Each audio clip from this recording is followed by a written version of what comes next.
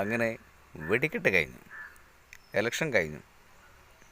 ഇനിയാണ് വെടിക്കെട്ടിൻ്റെ യഥാർത്ഥ പൂരം കിടക്കുന്നത്. ജൂൺ 4 ആര് ജയിക്കും, ആർക്കൊക്കെ എത്ര സീറ്റ് കിട്ടും എന്നുള്ളൊരു കൺഫ്യൂഷൻ എല്ലാവർക്കും ഉണ്ട്. പക്ഷേ എൻ്റെ ഒരു കാഴ്ചപ്പാടിൽ LDFന് ഒറ്റ സീറ്റും കിട്ടില്ല. 17 സീറ്റ് കോൺഗ്രസിനും 3 സീറ്റ് BJPക്കും. ഇങ്ങനെ സംഭവിക്കാം. 19 സീറ്റ് കോൺഗ്രസിനും 1 സീറ്റ് BJPക്കും കിട്ടാൻ സാധ്യത കൂടുതലാണ്. ഈ കേരളത്തിലെ ജനങ്ങളുടെ വികാരം എന്താണെന്നുള്ളത് രാഷ്ട്രീയക്കാർ അറിയുന്നത് നല്ലതാണ്.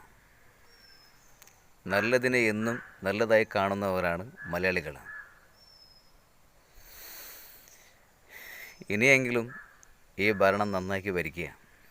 രണ്ടാം പാർട്ടിയായിട്ട് BJP ആയിരിക്കും ഈ കേരളത്തിലുണ്ടാവുക മിക്കവാറും.